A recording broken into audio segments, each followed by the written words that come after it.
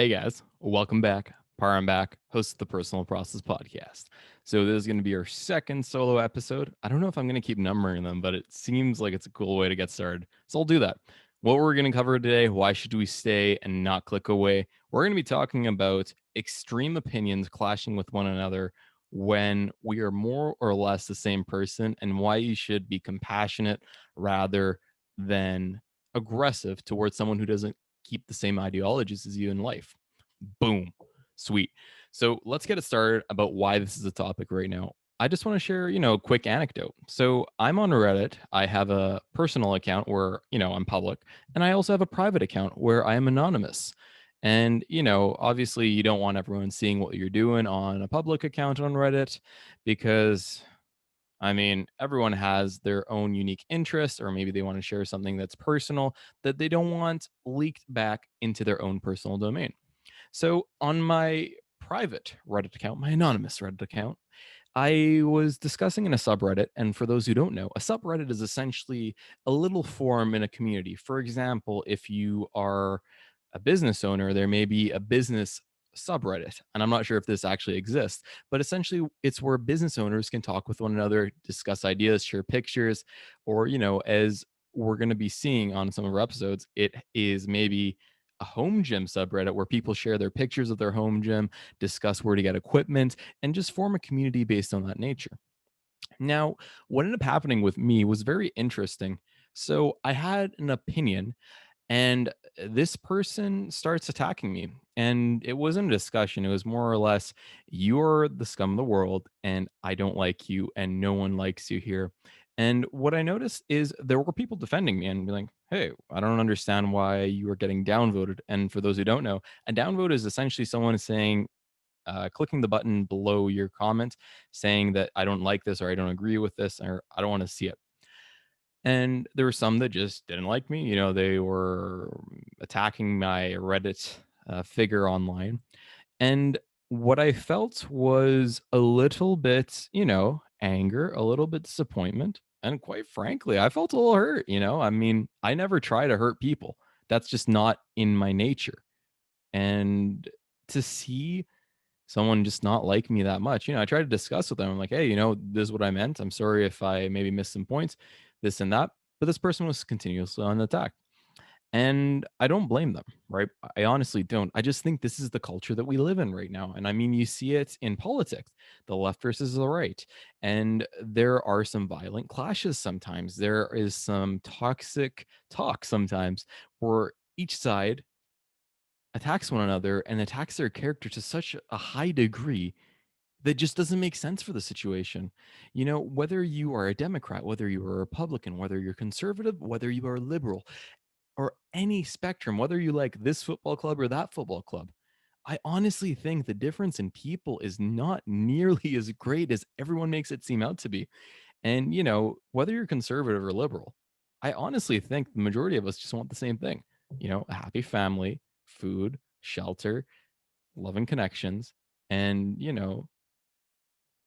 your own little hobby. Isn't that what we all want?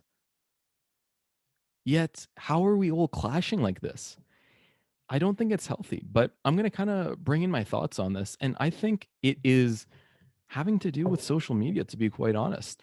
And this is obviously only a factor, and there are very many other factors. So definitely do not exclude that. But I think social media has one of the biggest factors on this. Now, before I go in, there are a lot of movies on this if you want to learn about it. And I can't think of any on the top of my head. Maybe I'll link it in the description. Maybe I won't. But if you're hearing this and you got a movie in your head, I think there's one on Netflix, The Social Dilemma, maybe. I don't know. Link it down, comment down, and let the people know.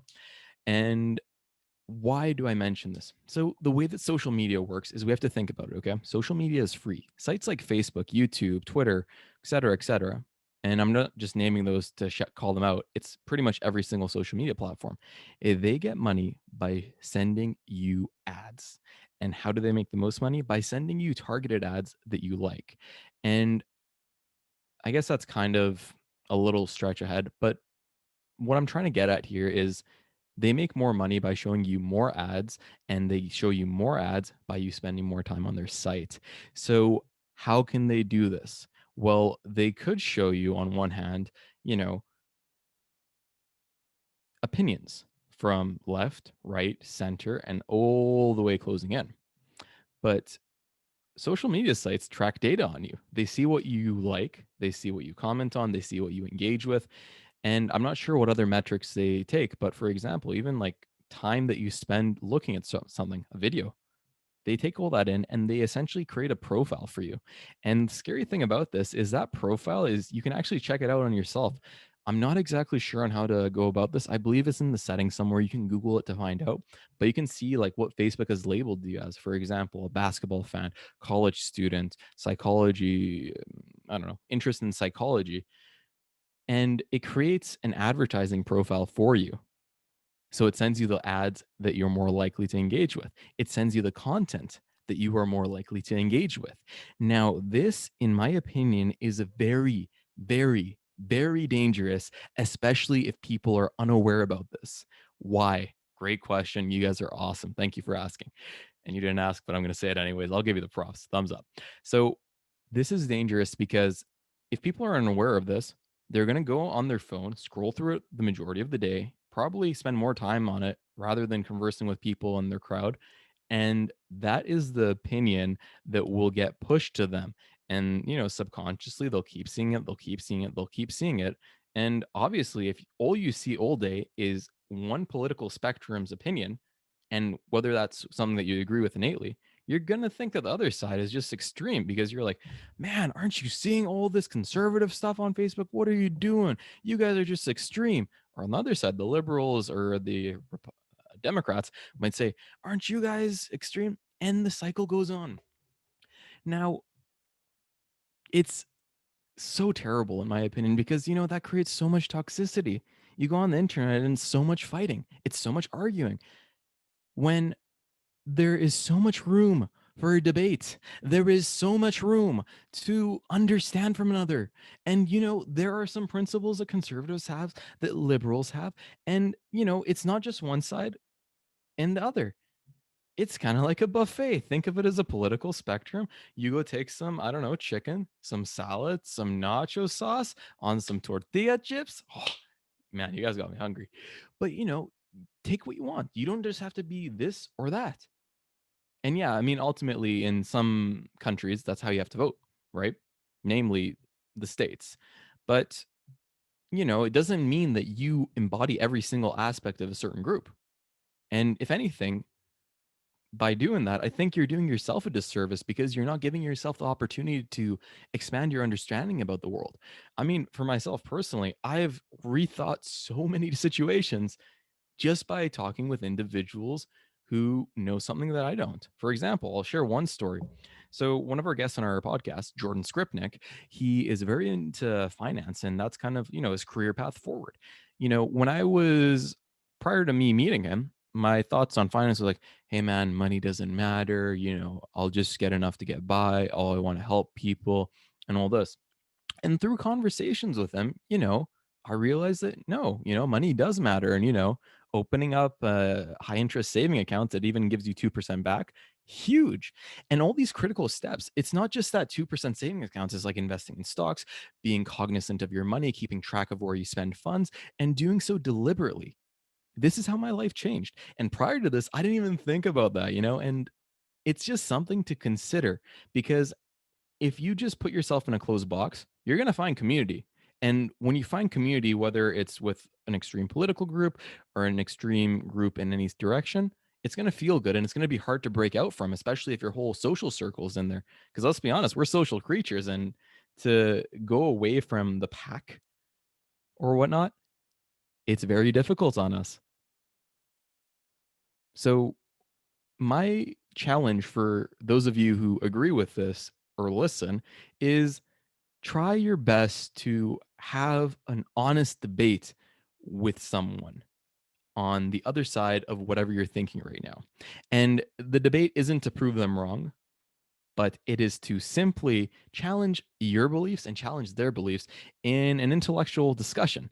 Because I think that's the best way to find your truth. That's the best way to find your why, as is the whole quote. And it's the whole purpose of the personal process.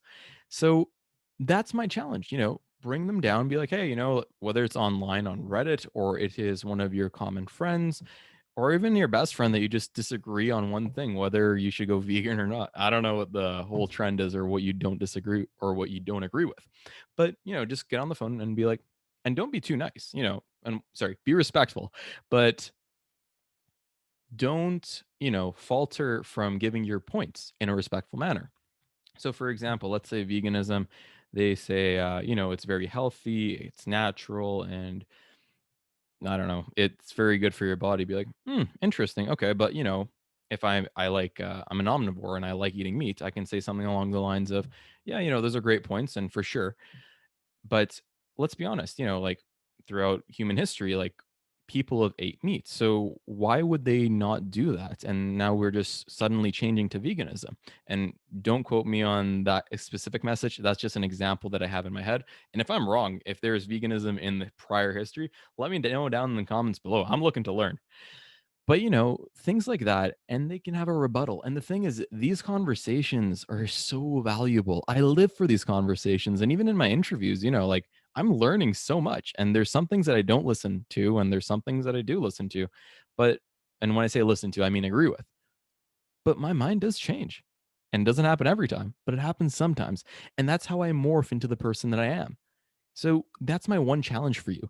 Call one person that you disagree with on a subject, and you can even set a whole date for it if you want. And just be like, hey, I want to have a conversation with you, get your thoughts on this. Like, I don't want to debate with you.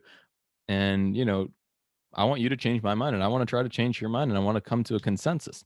And keep in mind that sometimes individuals will not agree with you at all. And that's fine.